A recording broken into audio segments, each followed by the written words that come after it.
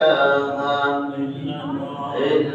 الله لا إله إلا الله لا إله إلا الله لا إله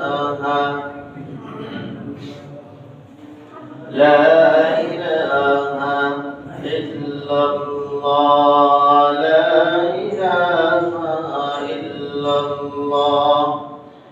হাতে করে হাতের কাম পায়ে করে পায়ের কাম মুমিন মুসলমান সবে বলো আল্লাহ তাআলার নাম লা ইলাহা লা ইলাহা ইল্লাল্লাহ লা ইলাহা ইল্লাল্লাহ লা ইলাহা ইল্লাল্লাহ মুহাম্মাদুর রাসূলুল্লাহ সাল্লাল্লাহু আলাইহি ওয়াসাল্লাম।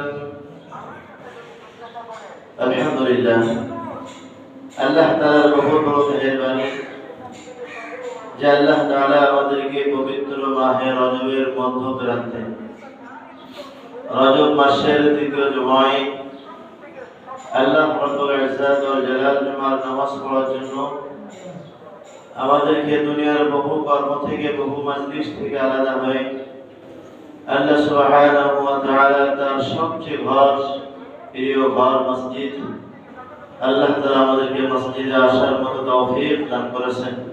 এইজন্য প্রত্যেকে জবান করে বলি আলহামদুলিল্লাহ। গত জুমা থেকে আজ জুমা পর্যন্ত লম্বা হায়াত আল্লাহ তাআলা দিয়েছেন। হায়াতের মধ্যে সুস্থতা নিয়ামত আমরা পেয়েছি, আল্লাহ তাআলা দিয়েছেন। বহু মানুষ অসুস্থ, হাসপাতালে, বাসার বেডে, বিভিন্ন জায়গার মধ্যে বিভিন্ন ব্যাধি নিয়ে আক্রান্ত হয়ে পড়ে আছে। আল্লাহ তাআলা আমাদেরকে হেফাজত করে সুস্থ সবল আকল মস্তিষ্ক ঠিক রেখে পা হেঁটে চলার মতো ক্ষমতা, কথা বলার মতো যোগ্যতা, কথা শুনবার মতো কুওয়াত আল্লাহ তাআলাই দিচ্ছেন। এইজন্য মহান স্রষ্টা ইলাহির দরবারে আরো একবার বলছি আলহামদুলিল্লাহ।